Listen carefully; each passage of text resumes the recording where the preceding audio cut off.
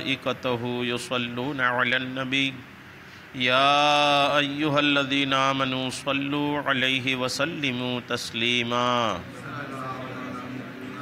صلى الله على النبي الأمي وآله صلى الله تعالى عليه وسلم صلاة وسلاما عليك يا حبيبي يا كريمي يا محسني يا رسول الله صلى الله تعالى عليه وسلم. باب ما يتقى من محقرات الذنوب. حدثنا ابو الولید قال حدثنا مہدی عن غیلان عن انس قال انکم لتعملون اعمالا هي ادق في اعینکم من الشعر ان كنا نعد على عهد النبی صلی اللہ تعالی علیہ وسلم من الموبقات. اللہ تبارک و تعالیٰ کا لاکھ لاکھ شکر و احسان ہے کہ رب کی دی ہوئی توفیق سے ہم اور آپ قرآن پاک کے بعد سب سے معتبر کتاب بخاری شریف کے درس میں حاضر ہیں. اللہ تبارک و تعالیٰ آقا کریم علیہ السلام کے احادیث سننے سے زیادہ عمل کی توفیق عطا فرمائیں. آج کے درس میں کتاب الرقاق کا جو باب ہے، امام بخاری نے باب کا نام رکھا ما یتقى من محقرات الذنوب. جو لوگ چھوٹے گناہوں سے بچتے نہیں ہیں، چھوٹے گناہوں کو چھوٹا سمجھ کے کر گزرتے ہیں، ایسے لوگوں کے تعلق سے امام بخاری رحمۃ اللہ علیہ نے باب بنایا. اور اس باب میں جو پہلی حدیث پاک، ایک ہی حدیث پاک ہے اس باب میں، اور وہ حدیث پاک حضرت انس رضی اللہ تعالیٰ عنہ سے روایت ہے. وہ کہتے ہیں کہ انکم لتعملون اعمالا.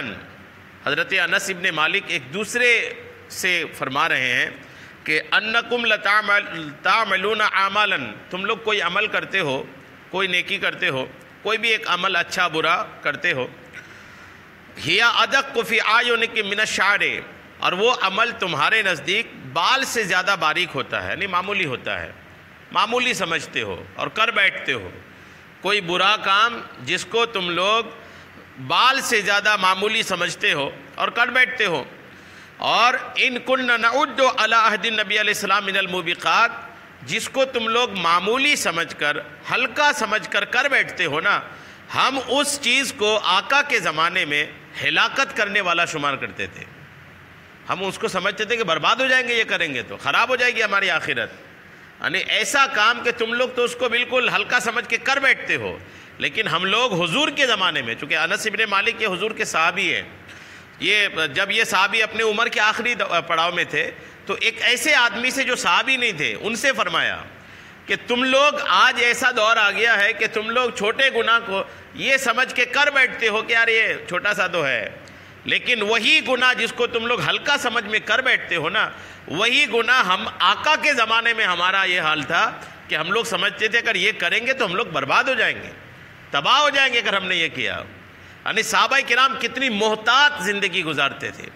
چھوٹے سے چھوٹے گناہ کرنے سے پہلے ان لوگوں کا دل میں ڈر ہوتا تھا، کانپتے تھے، پریشان ہوتے تھے اور ہر ممکن کوشش کرتے تھے کہ وہ گناہ نہ کریں. صحابہ کرام کی زندگی نا الحمدللہ صحابہ کی زندگی تھی. صحابہ کی زندگی کو سنتے ہیں، پڑھتے ہیں تو لگتا ہے کہ یار وہی مسلمان تھے. اور آج کل کے جو لوگ ہیں یہ کلمہ تو پڑھ رہے ہیں، الحمدللہ مسلمان ہیں، کہا جا یہ نہیں کہا جا کہ مسلمان نہیں ہے، لیکن اسلام جیسی کوئی بات سمجھ میں نہیں آتی. اگر ان کی زندگی اور آج کی لوگوں کی زندگی کو دیکھا جائے تو دیکھیے آپ صحابہ کی زندگی دیکھتے ہیں کہ وہ گناہوں کے معاملے میں کتنے محتاط تھے. ایک حدیث تو آپ نے سنی بخاری شریف کی کہ لوگ جو ہلکا سمجھ کے کر بیٹھتے ہیں، صحابہ حضور کے زمانے میں اس کام کو اتنا مشکل سمجھتے تھے کہ اگر ہم نے کیا نا تو ہماری آخرت خراب ہو جائے گی. سیدنا ابو اراکہ رحمۃ اللہ علیہ بیان کرتے ہیں کہ ایک بار امیر المومنین حضرت مولا مشکل کشا حضرت سیدنا علی المرتضیٰ کرم اللہ تعالی وجہ الکریم صبح کی نماز ادا کرنے کے بعد، ایک مرتبہ حضرت علی نے صبح کی نماز ادا کیے اور صبح کی نماز ادا کرنے کے بعد آفتاب کے ایک نیزہ بلند ہونے تک، سورج کے ایک نیزہ بلند ہونے تک اس جگہ افسردہ حالت میں تشریف فرما رہے ہیں. جہاں نماز پڑھے وہیں افسردہ مطلب افسوس، غم کی حالت میں اسی جگہ جہاں نماز پڑھے تھے وہیں پر بیٹھے رہے. پھر جب سورج بلند ہو گیا تو فرمانے لگے کہ میں نے رسول کریم صلی اللہ تعالیٰ علیہ وسلم کے اصحاب کو دیکھا ہے. حضرت علی کہتے ہیں لوگو ہم نے آقا کے صحابیوں کو دیکھا ہے لیکن تم میں سے کوئی بھی ان کے مشابہ نہیں ہو. یعنی حضرت علی کا ہی دور تھا، جبکہ وہ علی کے یعنی آقا کے پردہ فرمانے کے بعد، صدیق اکبر عثمان غنی کے پردہ فرمانے کے بعد جب حضرت علی خلیفہ تھے تو حضرت علی حیات سے ہیں، اس کے بعد بھی فرما رہے ہیں کہ میں نے صحابہ کو دیکھا ہے، آقا کے زمانے کو دیکھا ہے، اس دور کے جو لوگ تھے تم لوگ جو آج ہونا یہ ان کی طرح بالکل بھی نہیں ہو. غور کیجئے، جبکہ وہ زیادہ پرانا دور نہیں تھا حضور سے، علی تو حیات سے تھے نا. اس کے بعد بھی علی فرما رہے تھے کہ لوگوں تمہارا عمل بہت بیکار ہو گیا ہے، ایسا ہو گیا کہ تم کو دیکھ رہے ہیں اور ہم نے صحابہ کو دیکھا ہے تو لگ نہیں رہا کہ تم لوگ بالکل ان کی طرح کچھ بھی نہیں ہو. جب اس دور میں اتنی خرابی آ گئی تھی تو آج کیا حال ہے آپ جان سکتے ہیں، کتنا برے حالات ہو گئے ہوں گے. جب وہ اتنا قریب رہنے کے بعد علی فرما رہے ہیں کہ تم میں سے کوئی بھی ان کی طرح نہیں ہے. اللہ عز و جل کی قسم، وہ صبح اس حال میں کرتے کہ بال بکھرے ہوتے، بدن گرد آلود اور چہرہ زرد ہوتا تھا، ایسا لگتا جیسے لوگ ان کے سامنے تعزیت کرنے کے لیے جمع ہیں. اور رات تلاوت کرتے ہوئے کبھی اپنے قدموں پر پھر زور دیتے تو کبھی اپنی پیشانیوں پر. یعنی انداز زندگی کا دیکھ رہے ہیں کہ وہ ایسے لوگ تھے کہ دنیا میں وہ لوگ گم نہیں ہوئے، بلکہ ایسے ہوتے تھے کہ ایسا لگ رہا ہے کہ لوگ ان کی تعزیت کرنے کے لیے آئیں، لوگ ان کو دیکھنے کے لیے آئیں، ان کی طبیعت خراب ہے. یعنی آخرت کی یاد ہر وقت ان پر غالب رہتی تھی. صحابہ میں آخرت کی یاد ہر وقت ان کے اوپر چھائی رہتی تھی.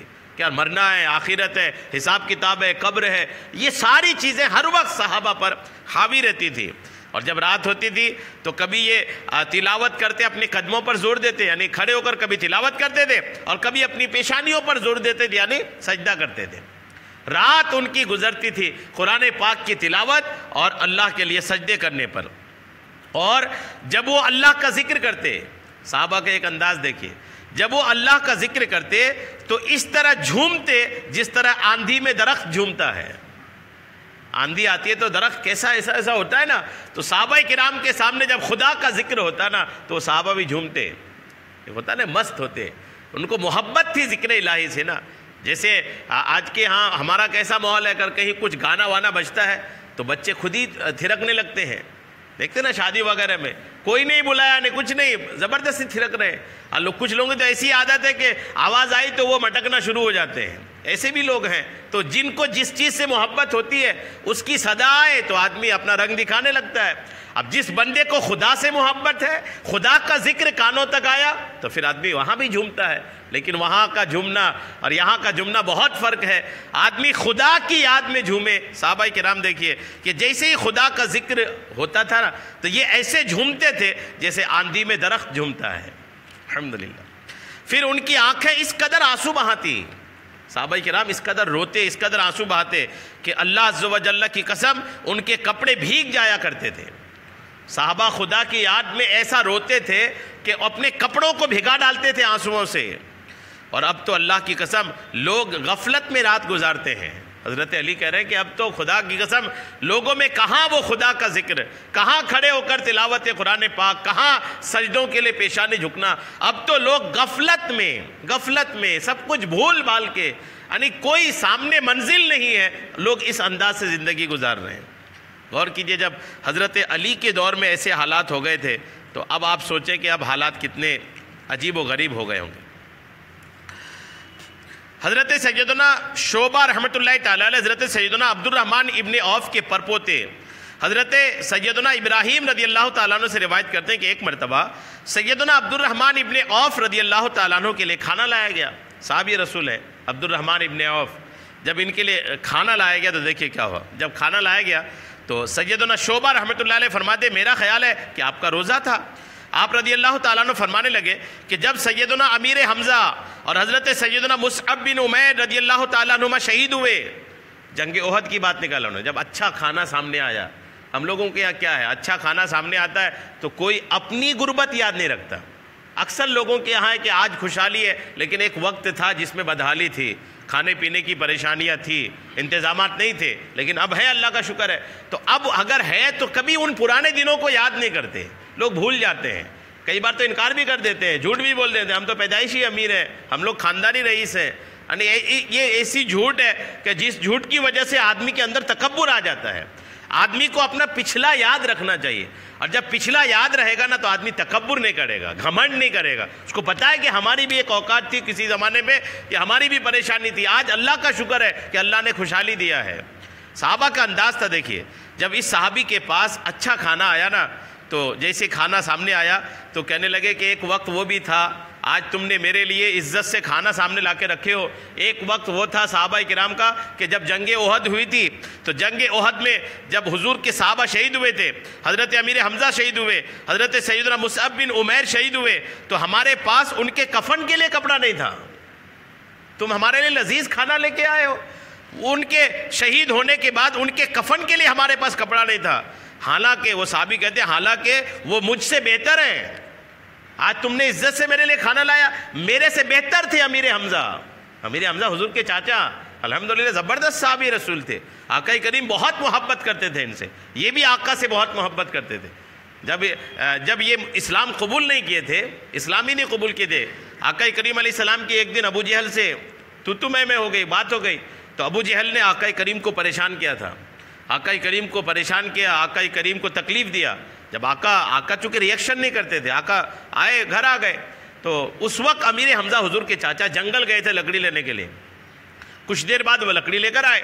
جب لکڑی لے کر کے آئے تو گھر والوں نے کہا کہ آپ لکڑی لینے گئے تھے اور آپ کے بھتیجے کے ساتھ ابو جہل نے بدتمیزی کیا ہے. حضرت امیر حمزہ اس وقت مسلمان نہیں ہوئے تھے، جبکہ انہوں نے کہا اچھا بدتمیزی کیا ابو جہل نے. آپ نے تیر اور کمان لیا اور گئے اس کے پاس، ابو جہل کے پاس. ابو جہل کو پٹکا، تیر کے پھل سے ابو جہل کے سر کو زخمی کیا، اور زخمی کر کے فرمایا کہ خبردار آج کے بعد میرے بھتیجے کی طرف انگلی نہیں اٹھانا.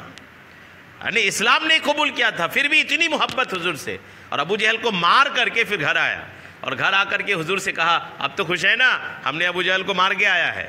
تو آقا نے فرمایا جی نہیں، میں خوش اس وجہ سے نہیں ہوں گا کہ آپ ابو جہل کو مار کے آئیں، میں خوش اس بات پر ہوں گا کہ آپ کفر سے اسلام میں داخل ہو جائیں.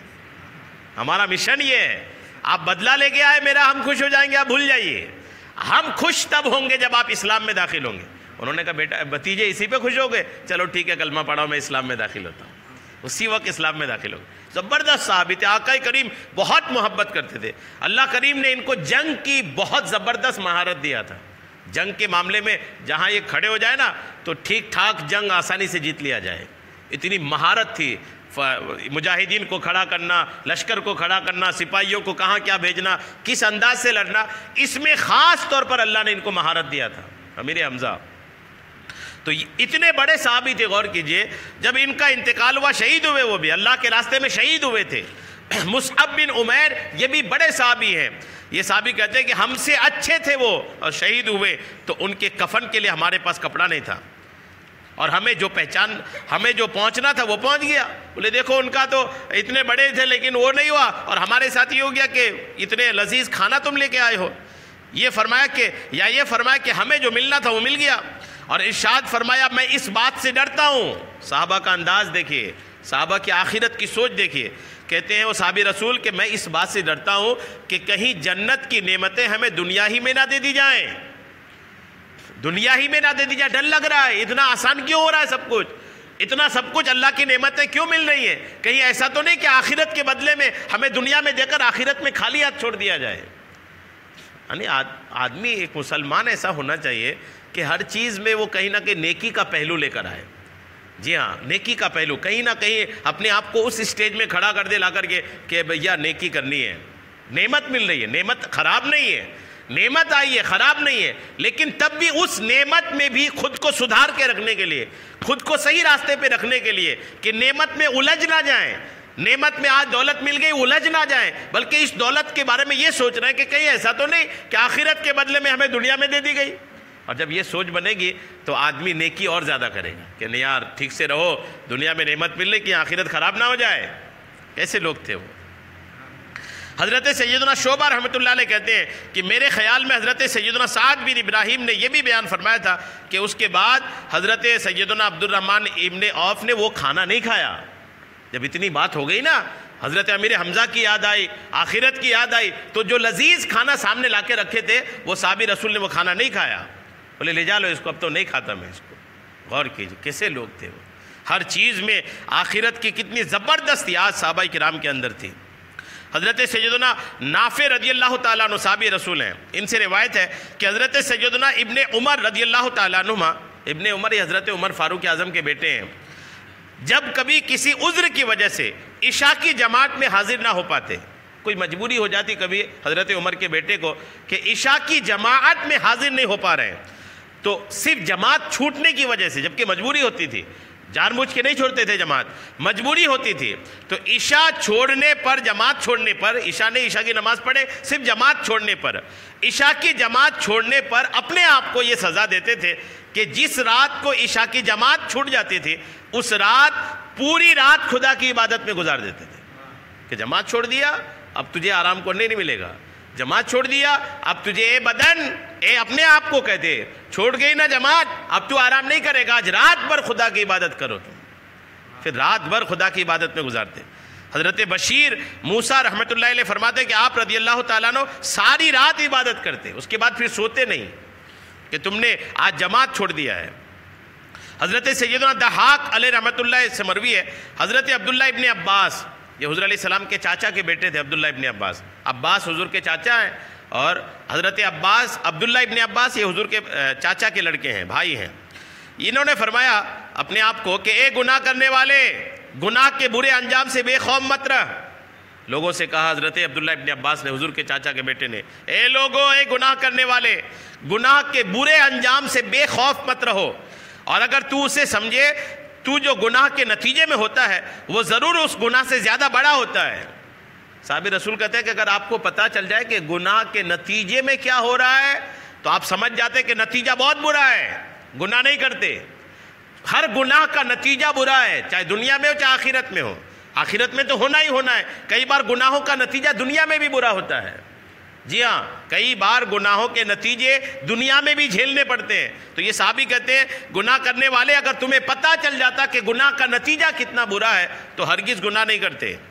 چنانچہ گناہ کے وقت تیرا کرامن کاتبین سے حیا نہ کرنا، یعنی شرم نہیں آتی کہ اللہ کے 2 فرشتے بیٹھے ہیں اور آپ گناہ کر رہے ہیں، اللہ کے فرشتے آپ کو دیکھ رہے ہیں کہ آپ گناہ کر رہے ہیں، اور یقین مانے کہ آپ گناہ کر رہے ہیں، اور وہ فرشتے لکھ کر کے آپ کی خدا کی بارگاہ میں پیش کریں گے، یہ بھی حیا نہیں کہ فرشتے لکھ کر خدا کو دکھائیں گے۔ کیا انداز ہے صحابی رسول کا، دیکھیں واقعی میں آدمی اس پر غور کرے کہ اگر ہم نے گناہ کرا تو ایک بات تو یہ فرشتے دیکھ رہے ہیں اور فرشتے لکھ رہے ہیں، اور لکھ کر کے وہ شام کو خدا کی بارگاہ میں پیش بھی کریں گے۔ تو غور کیجئے ہمارا گناہ جب شام کو خدا کی بارگاہ میں پیش ہوگا تو پھر ہمارا کیا بنے گا؟ اگر خدا ناراض ہو گیا کہ میرا بندہ گناہ کرتا ہے، ناراض ہو گیا تو کیا بنے گا؟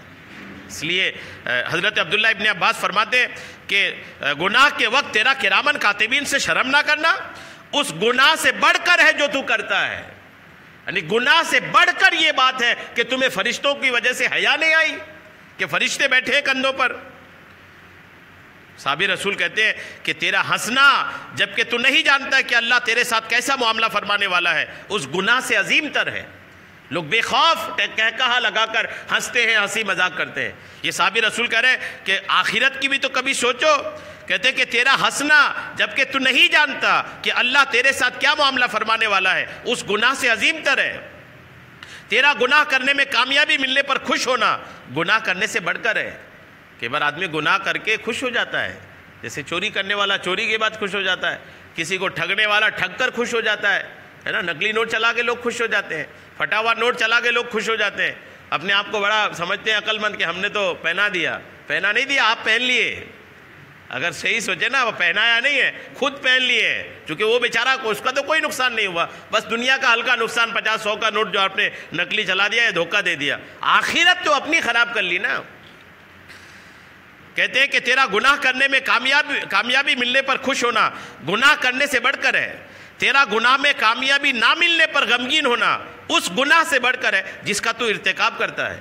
کئی بار لوگ گناہ نہیں کر پانے کی وجہ سے غمگین ہو جاتے ہیں، جی ہاں، بے حیائی کرنے والے، بدنگاہی کرنے والے، بری نظریں رکھنے والے، جب ان کی نظر کی پیاس بجھتی ہے تو خوش ہوتے ہیں، جب نظر کی پیاس نہیں بجھتی تو غمگین ہو جاتے ہیں، آج مزہ نہیں آیا، مزہ نہیں آیا، قیامت کے دن سمجھ میں آ جائے گا کہ مزہ کس کو کہتے ہیں۔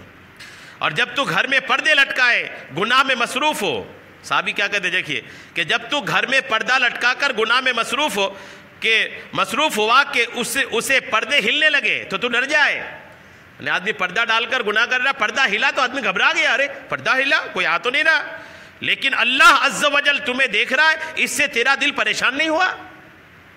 کتنی زبردست چوٹ ہے صحابی کی کہ کوئی بھی بندہ گناہ کرتا ہے اور گناہ بدکاری اور بے حیائی والا ہوتا ہے، ایک آہٹ ہوتی ہے آدمی گھبرا جاتا ہے، کیا کوئی آیا تو نہیں، خدا دیکھ رہا ہے اس کا خوف نہیں، کوئی آدمی آ رہا ہے اس کا خوف ہے۔ الحمدللہ اس گناہ سے عظیم تر ہے جس کا تو ارتکاب کرتا ہے، تیرا ناس ہو۔ وہ صحابی کہتے ہیں تو برباد ہو۔ کیا تجھے معلوم ہے کہ حضرت سیدنا ایوب علیہ السلام کی کس لغزش کی وجہ سے اللہ نے انہیں جسم کی بیماری اور مال کے ختم ہونے کی آزمائش میں مبتلا فرمایا تھا؟ بس یہی کہ ایک مظلوم مسکین نے اپنے ظلم کو دور کرنے کے لیے آپ علیہ السلام سے مدد طلب کی تھی، لیکن آپ علیہ السلام اس کی مدد نہ کر سکے، نہ ہی ظالم کو نیکی کرنے اور مسکین پر ظلم سے باز رہنے کی تلقین کی، چنانچہ اللہ عز و جل نے انہیں آزمائش میں مبتلا فرما دیا۔ ایوب علیہ السلام کی تکلیف کے بارے میں کئی بار آپ کو بتایا ہوں۔ ایوب علیہ السلام جو سخت بیمار ہوئے، ساری اولاد مر گئی، سارے مال جل گئے، گھر ٹوٹ گیا، سارا بدن بیمار ہو گیا، اتنا سارا کچھ جو ایوب علیہ السلام کے ساتھ ہوا تھا نا، وجہ بس یہ تھی کہ ایک مسکین پر کوئی ظلم کر رہا تھا۔ حضرت ایوب علیہ السلام کو جس پر ظلم ہو رہا تھا اس نے مدد کے لیے پکارا۔ ایوب علیہ السلام کسی وجہ سے مدد نہیں کر پائے، مدد بھی نہیں کر پائے، وہ ظالم کو روک بھی نہیں پائے اور اس مظلوم کی مدد نہیں کر پائے، بس یہ مدد نہیں کر پانے کی وجہ سے اللہ نے اتنی ساری تکلیف میں مبتلا کر دیا تھا۔ ایوب علیہ السلام کی اس بات سے حضرت عبداللہ ابن عباس نے ڈرایا کہ اگر آپ بھی کہیں ایسا ہو جائے کہ کوئی مسکین ہے، کوئی غریب ہے، کوئی پریشان حال ہے، مدد کے لیے پکار رہا ہے تو اس کی مدد کر دیا کرے، جتنا بن سکے مدد کر دیا کرے، نہیں کر پاتے تو معذرت چاہ لیں، کچھ تو دے کر کے اس کو آگے بڑھائیں، پریشان حال لوگوں کو اور پریشان ہرگز نہ کریں۔ کیسے تھے وہ صحابے؟ دیکھیں ایک ایک بات ان صحابہ کی جو ہے نا وہ الحمدللہ سونے پہ تولنے کی ہے، ایک ایک بات، اور ان کی زندگی کا ایک ایک لمحہ الحمدللہ۔ حضرت سیدنا وابسہ رضی اللہ تعالیٰ عنہ فرماتے ہیں کہ میں بارگاہ رسالت میں اس ارادے سے حاضر ہوا کہ حضور نبی اکرم شاہ بنی آدم علیہ السلام سے ہر قسم کی نیکی اور برائی کے بارے میں پوچھوں گا۔ ایک صحابی آئے حضور کے پاس اور ارادہ یہ تھا کہ جس قسم کی بھی، جس طرح کی بھی نیکیاں ہیں، جس طرح کی بھی گناہ ہیں، میں حضور سے آج پوچھ لوں گا۔ جو کہتے ہیں چنانچہ میں لوگوں کی گردنیں پھلانگ کر آگے جانے لگا، صحابہ کی بھیڑ بیٹھی تھی، تو وہ صحابی وابسہ رضی اللہ تعالیٰ عنہ لوگوں کی گردنوں کے اوپر سے آنے لگا۔ صحابہ کرام نے کہا اے وابسہ، رسول اللہ سے دور رہو، اتنا قریب جانے کی کیا ضرورت ہے، لوگوں کی گردن پھلانگ کر جہاں جگہ ملی بیٹھ جاؤ۔ تو وہ صحابی کہتے میں نے کہا نہیں، مجھے چھوڑ دو، میں قریب ہو لینے دو، مجھے قریب ہو لینے دو، میں آقا کے قریب ہونا چاہتا ہوں، آج میں سوالات کرنا چاہتا ہوں، کیونکہ مجھے یہ بات زیادہ محبوب ہے کہ لوگوں کی بنسبت میں حضور کے زیادہ قریب بیٹھوں، مجھے یہی پیارا ہے کہ مجھے لوگوں کے قریب نہیں، آقا کے قریب بیٹھنا ہے۔ تو جب انہوں نے ایسا کہا نا، آقا بھی سن لیے، تو آقا نے فرمایا آنے دو وابسہ کو، آقا نے فرمایا وابسہ آ جاؤ۔ چنانچہ وابسہ کہتے ہیں کہ میں حضور کے اتنے قریب ہوا کہ میرے گھٹنے حضور کے مبارک گھٹنوں سے چھونے لگے، اتنے قریب آقا کے بیٹھ کے کہ حضور کے گھٹنے اور ان کے گھٹنے چھونے لگے۔ تو آقا نے فرمایا اے وابسہ، میں تمہیں بتاؤں کہ تم کس چیز کے بارے میں سوال کرنے آئے ہو؟ غور کیجئے، ایسے لوگ ہیں حضور کے بارے میں کہتے ہیں کہ حضور کو علم غیب نہیں ہے۔ غور کیجئے، صحابی آئے ہیں اور حضور علیہ السلام کے پاس آگے بیٹھ گئے، اب انہوں نے ابھی سوال نہیں کیا، حضور اپنی طرف سے فرما رہے ہیں کہ کیا کہوں، تمہارا سوال میں ہی بتاؤں؟ جملہ دیکھیے آقا کریم کا، اے وابسہ میں تمہیں بتاؤں کہ تم کس چیز کے بارے میں سوال کرنے آئے ہو؟ سوال تم نہیں دہراؤ، میں بتا رہا ہوں کہ کس وجہ سے تم آئے ہو۔ دل کی بات کو جان لینا یہی تو علم غیب ہے۔ تو جب انہوں نے آقا نے فرمایا کہ کیا کس سوال کرنے میں بتاؤں، تو صحابی عرض کرتے کہ میں نے عرض کی یا رسول اللہ بتا دیجئے، آپ ہی بتا دیجئے میرا سوال کیا ہے، اس سوال کا جواب کیا ہے؟ تو آقا نے فرمایا کہ تم نیکی اور گناہ کے بارے میں پوچھنے آئے ہو؟ الحمدللہ آقا نے فرمایا کہ تم نیکی اور گناہ کے بارے میں پوچھنے آئے ہو؟ میں نے عرض کی جی ہاں یا رسول اللہ، بالکل صحیح فرمایا آپ نے، بالکل میں نیکی اور گناہ کے بارے میں ہی پوچھنے آیا ہوں۔ چنانچہ آقا کریم علیہ السلام نے اپنی انگلیاں جمع کر کے میرے سینے پر مارتے ہوئے ارشاد فرمایا، آقا نے انگلیاں جمع کی اور صحابی کے سینے پہ مارا اور ارشاد فرمایا اے وابسہ اپنے دل اور اپنے نفس سے پوچھو۔ آقا نے ان کے سینے پہ مارا، فرمایا کوئی بھی کام جب تمہارے سامنے آئے نا تو خود سے اور اپنے دل سے پوچھو، نیکی وہ ہے جس پر تمہارا دل اطمینان ہو جائے، دل کو اطمینان جس بات پر ہو جائے وہ نیکی ہے، اور طبیعت جم جائے. اور گناہ وہ ہے جو طبیعت میں چبھے. ایک مومن اگر ہے نا تو گناہ مومن کو چبھے گا، یقین مانے. اور نیکی مومن کے دل کو اطمینان پہنچائے گی. مومن چاہے کتنا بڑا گنہگار کیوں نہ ہو جائے، اگر گناہ کرا ہے تو اس کے دل پہ ایک بات رہے گی کہ میں نے غلطی کیا ہے، گناہ کیا ہے. اور اگر کوئی اس اسٹیج پر ہے کہ گناہ کرنے کے بعد ذرا سا بھی نہیں کھٹک رہا ہے تو پھر ہو سکتا ہے کہ اس کا ایمان یا تو جا چکا ہے یا پھر انتہائی کمزور ہو چکا ہے. جی ہاں، اگر ایمان کے ایک شمع، بجھتا ہوا شمع بھی اگر ایمان کا موجود ہے نا تو گناہ مومن کو اگرچہ کر لے گا، لذت لے کر، مزے لے کر گناہ کر لے گا، لیکن گناہ کے بعد یا گناہ کے وقت کہیں نہ کہیں دل میں ایک بات رہے گی کہ نہیں یار غلطی تو ہوئی ہے. تو آقا فرماتے ہیں کہ نیکی وہ ہے جس پر دل مطمئن ہو اور طبیعت جمے، اور گناہ وہ ہے جو طبیعت میں چبھے اور دل میں کھٹکے، اگرچہ لوگ تمہیں فتویٰ دیں یا تم سے لیں. فرماتے ہیں کہ اگرچہ فتوے دیں، اگرچہ مسائل بتائیں، لیکن حقیقت یہ ہے کہ دل میں جو بات چبھے وہ غلط مان لینا، اور دل جس پر جم جائے اس کو صحیح مان لینا. آقا نے ایک زبردست اصول ارشاد فرما دیا اس صحابی کو کہ ایک ایک کیا گنائیں کہ یہ نہیں کیا یہ ثواب ہے، یہ نہیں کیا یہ ثواب ہے، کتنا گنائیں گے. آقا نے بس ایک جملہ فرما دیا، جو دل میں جم جائے اس کو ثواب سمجھ لینا، اور جو دل پہ کھٹک جائے اس کو گناہ سمجھ لینا. جی ہاں، یہ مومن کے ساتھ ہوتا ہے. یہ اگر ایمان ہے اور ایمان مضبوط ہے، اور ایمان جتنا مضبوط ہوتا ہے اس معاملے میں آدمی اتنا ہی مضبوط ہوتا چلا جاتا ہے. درود پاک پڑھیں. اللہم صلی علی سیدنا شفیعنا حبیبنا مولانا محمد بارک وسلم. صلاۃ و سلام علیک یا حبیبی یا کریمی یا محسنی یا رسول اللہ صلی اللہ تعالی علیہ وسلم. اس کے بعد امام بخاری رحمۃ اللہ تعالی علیہ کا ایک باب ہے. امام بخاری نے باب بنایا باب رفع الامانت. یہ باب ہے امانت کے اٹھا لیے جانے کے بارے میں. امانت جو ہے نا اٹھا لی جائے گی قیامت سے پہلے. حدیث پاک اس پر دیکھیے بات واضح ہوگی. اور حضرت ابو ہریرہ سے روایت ہے، وہ کہتے ہیں کہ قال رسول اللہ صلی اللہ تعالی علیہ وسلم اذا ضیعت الامانت فانتظر الساعہ. آقا فرماتے جب امانت ضائع کیا جانے لگے، جب امانت خراب کیا جانے لگے تو قیامت کا انتظار کرو، قیامت قریب آ گئی ہوگی. اور صحابہ نے پوچھا کیف اضاعتها یا رسول اللہ، امانت کا ضائع کرنا، خراب کرنا کیا ہے اللہ کے رسول؟ تو آقا نے فرمایا اذا اسند الامر الى غیر اہلہ فانتظر الساعۃ. آقا فرماتے ہیں جب معاملات نالائق کو پیش کیا جائے تو قیامت کا انتظار کرو. جب نالائق آدمی کو معاملہ پیش کیا جائے، کوئی بھی بات لائق کو پیش کیا جائے نا، جب کوئی بھی چیز، معاملات ہیں، باتیں نالائق کے پاس پیش کیا جائے تو سمجھ جاؤ کہ اب قیامت قریب آنے والی ہے. لائق آدمی کے پاس آدمی آئے گا نہیں، نالائق آدمی کے پاس جا کر بیٹھے گا. کئی بار دین کے معاملے میں بھی لوگ اس سے پوچھتے ہیں. آدمی کورٹ کا معاملہ ہو تو وکیل کو ہی پوچھے گا نا، کوئی دھارا کا معاملہ ہو تو کس سے پوچھے گا؟ سبزی والے کو جا کے تھوڑی پوچھے گا کہ یار یہ فلاں دھارا کا کیا ہوتا ہے، فلاں کورٹ کا معاملہ کیسا کیا ہوگا، ہے نا. آدمی جائے گا جس فیلڈ کا ہے. آدمی دوائی لینے کے لیے وکیل کے پاس نہیں جائے گا کہ آپ وکیل صاحب وہ طبیعت خراب ہوگی دوائی لکھ دو، نہیں جائے گا نا. تو ویسے ہی ایکسپرٹ ہوتے ہیں ہر چیز کے. نالائق کو جب معاملہ پیش کیا جائے تو قیامت کا انتظار کرو. ایک ہے تو بہت ساری چیزوں میں نالائق کو معاملات پیش کیے جا رہے ہیں. لوگ دین کے معاملے میں بھی، دین سیکھنے کے معاملے میں بھی، صحیح غلط پوچھنے کے معاملے میں بھی لوگ نالائق کے پاس جاتے ہیں. نالائق مطلب یہ ہے کہ جو اس کے لائق نہیں ہے. نالائق عموماً ایک گالی بھی استعمال کرتے ہیں لوگ، لیکن یہاں جو میں بول رہا ہوں نالائق کا مطلب جو لائق نہیں اس چیز کا. سب کا اپنا اپنا ایک فیلڈ ہوتا ہے. اس میں نالائق کا ہی لفظ ہے، نااہل کا لفظ ہے. عربی میں نااہل بولتے ہیں، اردو میں اس کو نالائق بولتے ہیں. جو نااہل لوگ ہیں، جس چیز کا اہل نہیں ہے، لائق نہیں ہے، وہ چیز ان کے پاس جا کر کے پوچھا جائے تو قیامت کا انتظار کرو. دین کے معاملے میں بھی لوگ مسئلہ پوچھتے کر یہ ایسا ہو سکتا ہے کیا، تو جس سے پوچھے جائے نا وہ بھی بیچارہ بے باک ہوتا ہے. ہاں نہیں یہ صحیح ہے، یہ غلط ہے. اس کو ڈر نہیں لگتا کہ یار آپ جو کہہ رہے ہیں صحیح اور غلط، وہ شریعت ہے. جی ہاں وہ شریعت ہے. کیا آپ نے شریعت پڑھی؟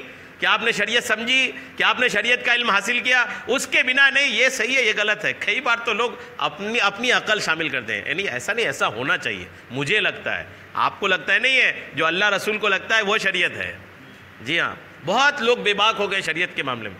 ہر چیز پہ آدمی ایکسپرٹ ڈھونڈتا ہے. جب دین کی اور شریعت کی بات ہوتی ہے نا تو ہر آدمی اپنا اوپینین رکھتا ہے، اپنا خیال رکھتا ہے کہ مجھے لگتا ہے ایسا ہونا چاہیے. یار پتہ نہیں قرآن و حدیث کیا کہتا ہے، لیکن مجھے لگتا ہے ایسا ہونا چاہیے.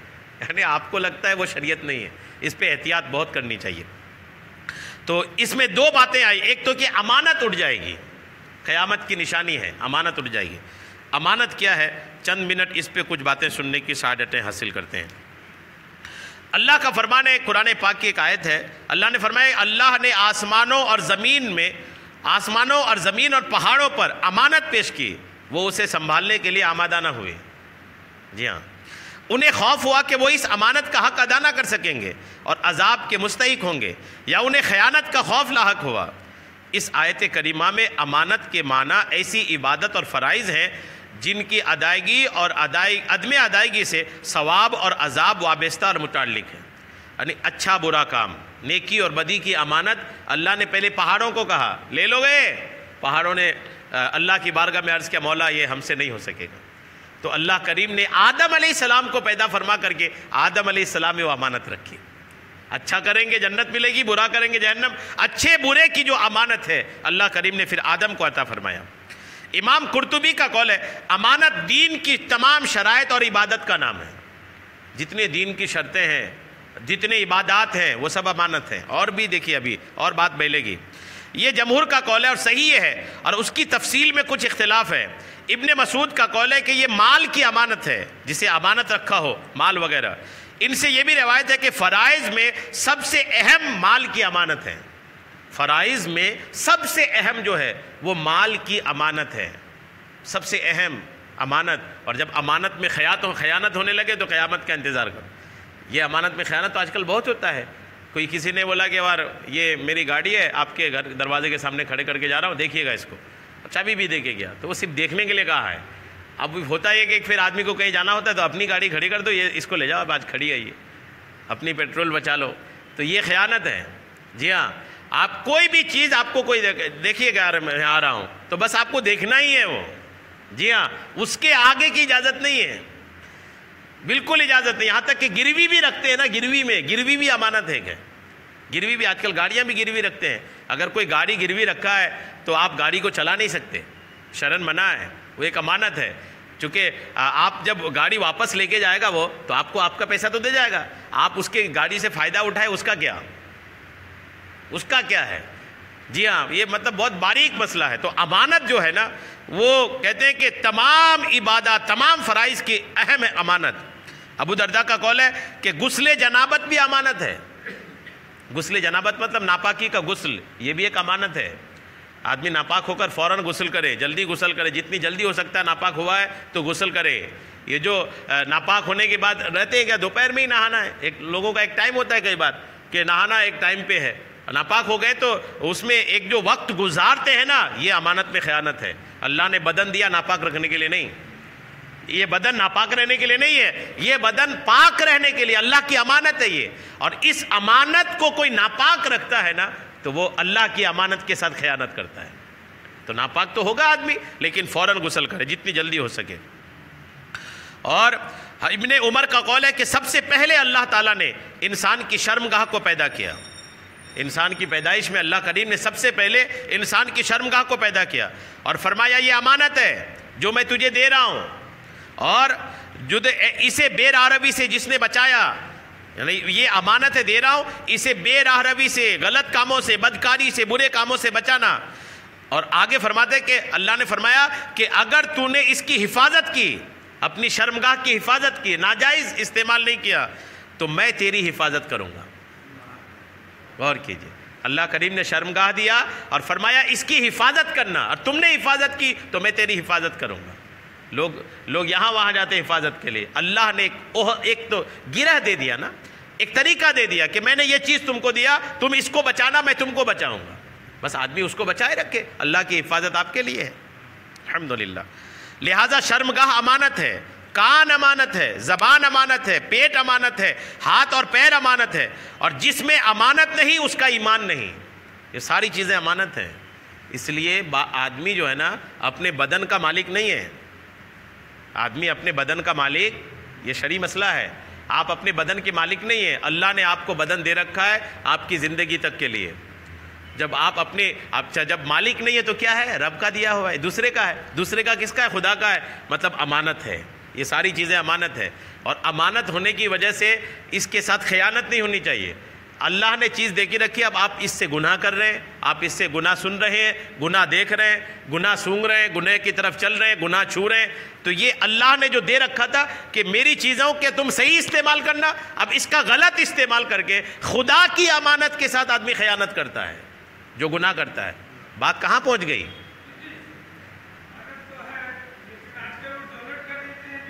اجازت نہیں اس کی، جو ڈونیٹ کرتے ہیں نا، وہ مسئلہ میں نے کئی بار عرض کیا ہے، لیکن کئی بار یہ بات لوگوں کے سمجھ میں نہیں آتی۔ جو باڈی کا کوئی حصہ ڈونیٹ آپ نہیں کر سکتے چونکہ آپ اس کے مالک نہیں ہیں، شرعاً اس کی اجازت نہیں ہے، مرنے کے بعد تو اور نہیں، کئی بار لوگ اپنی ڈیڈ باڈی کر دیتے ہیں، یہ ڈونیٹ کر دیتے ہیں، وہ بھی اسلام کے نظر میں وہ صحیح نہیں ہے، چونکہ آپ اپنے بدن کے مالک نہیں ہیں، اور پھر یہ کہ آپ کے مرنے کے بعد آپ کے بدن کے ساتھ جو کچھ کیا جائے گا اس کی تکلیف سیم ویسے ہی ہوگی جیسے آپ کی زندگی کے ساتھ آپ کے ساتھ کیا جاتا ہے۔ چیر فار سے تکلیف ہوتی ہے، پی ایم سے بچنے کی کوشش کرنی چاہیے، دعا کرنی چاہیے، مولا ایسی موت ہرگز نہ دینا جس سے ہمارے پوسٹ مارٹم ہو، بالکل نہیں، اللہ ایسی موت سے بچائے۔ اس موت سے مرنے کے بعد روح بڑی پریشان ہوتی ہے۔ بلڈ دے سکتے ہیں، بلڈ ضرورت کے تحت، وہ جو لوگ اس میں ضرورت کے تحت دے سکتے ہیں، وہ بھی کب؟ جب ضرورت سمجھ میں آئے۔ بینک میں جمع نہ کریں، بلڈ بینک میں جمع نہ کریں۔ بلڈ بینک والے آپ سے بلڈ لیتے ہیں، ہاسپٹل والے اس کو بیچتے ہیں، یہ سب کو پتہ ہے کہ ضرورت کے وقت آپ کو بلڈ خریدنا پڑتا ہے۔ جو بلڈ آپ خریدتے ہیں وہ ہاسپٹل والے کیا بنائے ہیں؟ لوگوں کے ڈونیٹ کیا ہوا بلڈ بیچتے ہیں، تو آپ کا خون بیچا جاتا ہے۔ آپ کو دیکھے کہ یہاں کوئی ضرورت مند ہے کہ یار اس کو بلڈ کی ضرورت ہے، تو آپ بالکل براہ راست اس کو ٹرانسفر کروائیں، اس کو دیں، تو یہ تو جائز ہے، بلڈ دینے کی اجازت ہے۔ لیکن وہ جو کوئی ایک حصہ ہے بدن کا، انگ ہے، آپ اس کے مالک نہیں ہیں، جب مالک نہیں تو آپ اس کو دے نہیں سکتے۔ تو یہ جو ہے نا، یہ بھی امانت ہے۔ اچھا، بات جو بات چھوٹ نہ جائے، جو پوائنٹ نوٹ کرنے والے قابل ہے کہ یہ ساری چیزیں اللہ کی امانت ہے نا، یہ ساری چیزیں بدن کا حصہ اللہ کی امانت ہے۔ اب آدمی اگر ان بدن کے حصوں سے گناہ کرتا ہے نا، تو یہ اللہ کی امانت میں خیانت ہے۔ غور کیجئے، آپ نے کوئی چیز کسی کو دے کے گیا، آپ کی امانت کے ساتھ خیانت ہو تو آپ کو کتنا برا لگتا ہے، یار میں نے دے کے گیا تھا تم کو چلانے کے لیے، تو نہیں خراب کر دیا تم نے میری گاڑی، ارے یہ ہوتا ہے نا کہ یار میں رکھ کے گیا تھا، تم اس کو چلائے پھلائے خراب کر دیے۔ تو غور کیجئے، اللہ نے آپ کو ہاتھ پیر دیا ہے، اب بندہ اگر اس سے نیکی کرتا ہے، اللہ کی فرما برداری کرتا ہے، تو الحمدللہ میرا رب خوش ہوتا ہے کہ میں نے کوئی چیز دیا ہے، میرا بندہ میرا ہی کام اس سے کر رہا ہے۔ لیکن بندہ جب انہی چیزوں سے اللہ کی نافرمانی کرتا ہے، میرا رب دیکھتا ہے چیز میری دیا میں نے، اور میری چیز سے میری نافرمانی کر رہا ہے، خدا ناراض ہو جاتا ہے۔ اس لیے اپنے ہاتھ پیر کو اللہ کی فرما برداری پہ استعمال کریں، نافرمانی پہ استعمال نہ کریں۔ اور یہ امانت کے تعلق سے دیکھیں کہ کان امانت ہے، زبان امانت ہے، اور حضرت حسن رحمۃ اللہ علیہ کا قول ہے، جب امانت آسمان، زمین اور پہاڑوں پر پیش کی گئی، جب یہ امانت پیش کی گئی تو یہ تمام مظاہر کائنات، آسمان و زمین اور جو کچھ ان میں ہے، یہ سخت بے چین ہو گئے کہ ہم اس کو کیسے برداشت کریں گے۔ اللہ تعالیٰ نے ان سے فرمایا اگر تم اچھے عمل کرو گے تو تم کو ثواب ملے گا، اگر برے کام کرو گے تو عذاب دوں گا۔ تو انہوں نے اللہ کی بارگاہ میں عرض کیا، مولا ہمیں اس ذمہ داری سے بری کر دے، ہم یہ اٹھا نہیں سکتے۔ آسمان منع کر دیا، زمین منع کر دیا، اور پیڑ پودے درخت سارا کچھ منع کر دیا۔ پھر جب اللہ کریم نے سیدنا آدم علیہ السلام کو پیدا کیا اور اس پر امانت پیش کی اور یہی کہا، تو انہوں نے کہا اے میرے مولا کریم، میں اس بار کو اٹھاتا ہوں۔ الحمدللہ حضرت آدم علیہ السلام نے اس کو نہ صرف مانا بلکہ اس بار کو اٹھایا بھی۔ یہ کچھ ایک دو حدیث پاک آپ سن لیں۔ آقا کریم علیہ السلام نے فرمایا میری امت اس وقت تک بھلائی پر رہے گی جب تک وہ امانت کو مال غنیمت اور صدقہ کو تاوان نہ سمجھے، جب تک امانت کی حفاظت کرے تب تک امت صحیح راستے پہ رہے گی، اور جہاں امانت کے ساتھ یہ خیانت کرنے لگے، اپنا جان کر استعمال کرنے لگے امانت کی چیز کو، تو برے حالات ہو جائیں گے۔ آقا کا فرمان ہے جس نے تجھے امین بنایا اس کو امانت لوٹا دے، یعنی آپ کو کوئی چیز دے کے گیا تو آپ امین ہیں۔ بہت سارے لوگوں کو میں نے ایسے بھی دیکھا ہے مدرسوں میں، اساتذہ کو ہم نے دیکھا ہے کہ کئی بار مدرسوں میں کیا ہوتا ہے کہ وہ بچے جب آتے ہیں گھر سے پیسے لے کے آتے ہیں اور اپنے استادوں کو رکھنے دیتے ہیں، تو کئی استاد ہم نے ایسے دیکھے ہیں کہ وہ بچوں کے وہی نوٹ لپیٹ کر کے اس میں ربڑ لگا کر اس کا نام لکھ کر کے رکھ دیتے ہیں، اور بچہ جب اپنا پیسہ لینے جاتا ہے نا تو انہی کے پیسے نکال کر انہی کے نوٹ ان کو واپس کرتے ہیں۔ امانت غور کیجئے کہ کس کو بولتے ہیں۔ یہ بھی ہو سکتا تھا کہ وہ پیسے سب کے ملا لیں، ایک ڈائری نوٹ کر لیں کہ ان کے 100 روپے، ان کے 200 روپے، پھر اپنا چلر دیتے رہیں، لیکن وہ جب پوچھا گیا ان سے کہ آپ ایسا کرتے ہیں، آپ نوٹ بھی رکھیں، بولے یہ امانت ہے، جس کا نوٹ ہے اسی کو واپس ہونا چاہیے۔ یعنی ایسے لوگ بھی الحمدللہ ہیں کہ وہ نوٹ کو بھی ان کی امانت سمجھ کے انہی کی نوٹ ہے، وہی نوٹ ہی ان کو واپس کیا جائے۔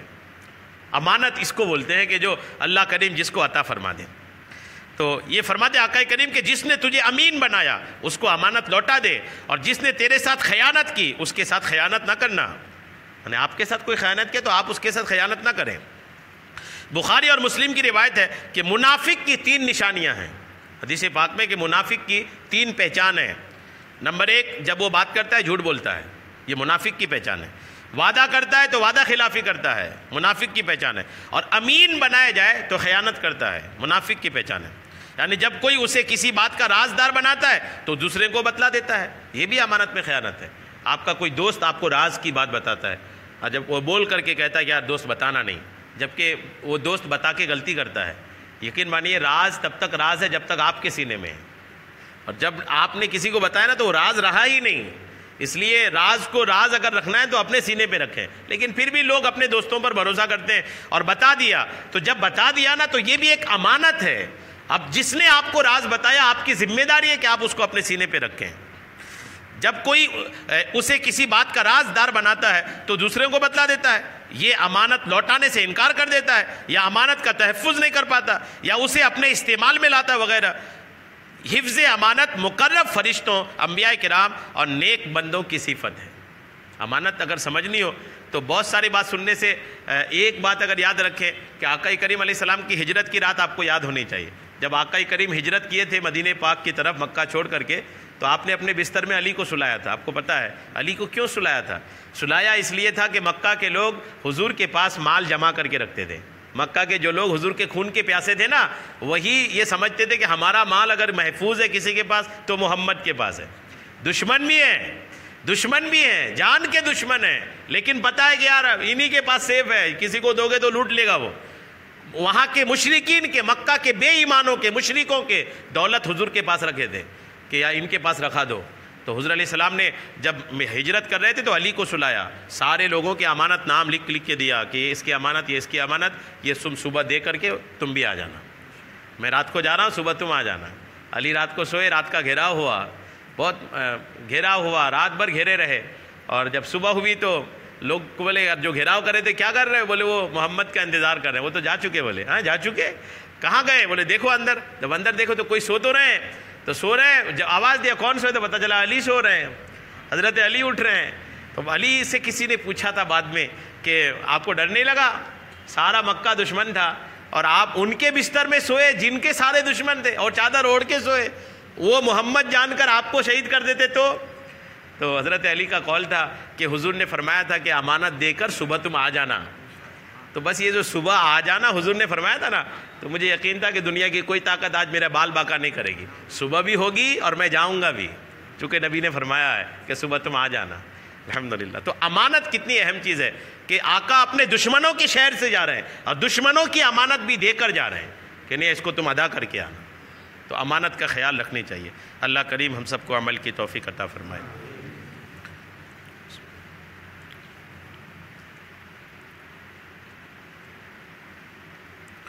قال اللہ تبارک و تعالی فی شان حبیبہ الکریم ان اللہ وملائکتہ یصلون علی النبی یا ایہا الذین آمنوا صلوا علیہ وسلموا تسلیما صلی اللہ علی النبی الامی وآلہ صلی اللہ تعالی علیہ وسلم صلاۃ و سلام علیک یا رسول اللہ سبحان ربک رب العزت عما یصفون وسلام علی المرسلین والحمد للہ رب العالمین بحق لا الہ الا اللہ۔